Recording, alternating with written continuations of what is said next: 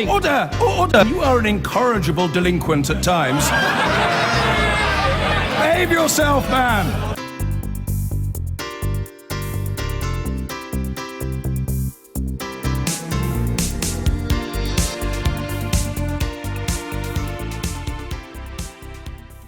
The author of the official report into the Iraq War has told MPs that Tony Blair's psychological dominance over his cabinet ministers meant they did not challenge him enough. John Chilcot told the Commons Liaison Committee that Mr Blair had damaged trust in politics by making a case for war that went beyond the facts. I've got a memory from taking evidence from his Foreign Secretary, from Mr Straw, when we asked how was it that the cabinet, members of the cabinet, other than Robin Cook, and to a lesser extent, I suppose, Claire Short, did not provide more challenge and insist on debate and insist on information. They were promised it sometimes, but the promises were not delivered. And the answer that came back was quite simple. It was that Tony Blair had, as leader of the opposition, rescued his party from a very dire political predicament. And he'd done it again afterwards as Prime Minister. And I had the sense from Mr Straw's reaction that he had achieved a personal and political dominance, which was itself overriding the, if you like, the doctrine of collective cabinet responsibility. The power of patronage held back proper discussion. Patronage particularly, perhaps, yes. But also just sheer psychological dominance. He'd been right. Was he not right this time? John Chilcot amplifying some of the things he said in his report. We're joined now by Jeremy Greenstock, who's the former UK ambassador to the UN, special envoy for Iraq. His book on the Iraq Wars is published this week. Welcome back to the programme. Andrew. You say your account is, quote, offered with an element of apology to the people of Iraq. What do you mean by that? I think they've suffered more than they had to if we got everything right.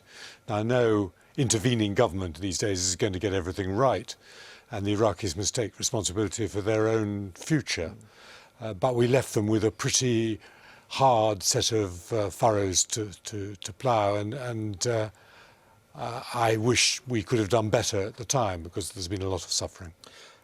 A lot of the blame in your book you put at the feet of the Americans, and I understand that. They were by far the dominant lead in the coalition, and clearly many mistakes were made. But particularly when it came to post-war planning, we were invading a country that hadn't invaded us, hadn't declared war on us. Was the British government not remiss in being far more rigorous in making sure that the Americans had a post-war reconstruction plan? You can want to have a plan, and then getting that plan discussed and implemented may be another matter. We were, if you remember, Andrew, we were rather deterred by the fact that the theatre of war had changed for the British Army from Turkey through to the south, to Basra. And there was an awful lot of planning in that turnaround which distracted people from looking clearly at what would follow the invasion. We had very good lines into the State Department, but Colin Powell was being cut out of the planning for the aftermath. Well, the Pentagon took over the aftermath. And we didn't have good lines into the Pentagon. I think the Pentagon and the Vice President, Cheney and Rumsfeld, were both very difficult to get through to for the British. So we were cut out. Melanie Phillips, you've remained in favour of the war. You said it had to be done. You also thought it was essential given what was happening to the rise of Islamism.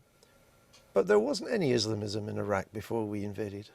I think that's not so. Saddam was supposedly a secular tyrant, but he also understood the rise of Islam in the region, and it was a tiger that he was determined to ride. He was giving support to a number of Islamist groups.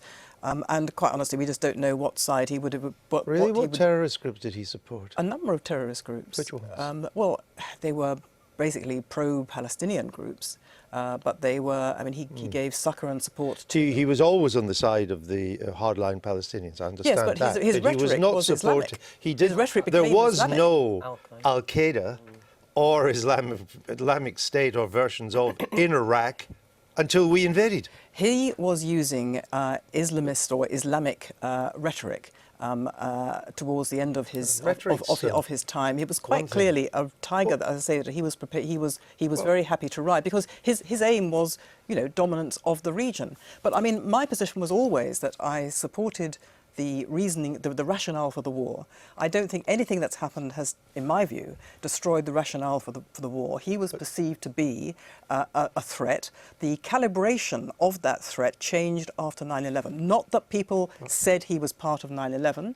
That's another issue completely. Well, he wasn't. But indeed, but well, people did not say that. But Well, actually, Mr. Cheney said that he was, Well- and that was untrue. Well, I can't say what Mr. Cheney did or didn't say because I don't have the information. I don't have that information. But the fact is, the argument was not that he was part of 9/11. The argument was that in the wake of 9/11, the calibration of risk had changed. We could not, therefore, take the risk that we all thought and the world all thought that he posed. I need to come back to Jeremy Greenstock. No, you've had a good bad. say. I need to come back to you. Is there really anything good to say about this war? You know, we know that the Saddam Hussein regime was a terrible regime, but was it really worse than what then happened to Iraq and the hundreds of thousands of Iraqis that have been killed since? We also know that Saddam Hussein was not backing the Islamist groups that have now been attacking us, but they are. Indeed, Iraq's been a breeding ground for them. What exactly was the plus of this war? It was, in one sense, the beginning of the Arab Spring, Andrew, actually. I don't think it should have been done by outside intervention. I think the people should have done it for themselves.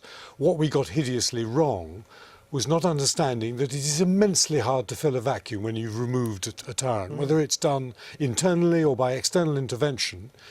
The vacuum is very difficult to fill within countries that have very weak institutions.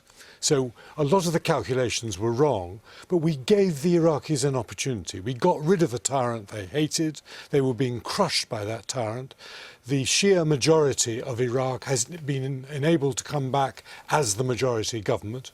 We've started something. We just didn't calculate it would take so many decades before they're able to reach a stable, consensual state of government. It's going to take a lot longer. Okay, the book is out now? The book is out now. And it's called? Iraq, The Costs of War. The Costs of War. Very well. Ambassador, thank you for being with us. Thank you.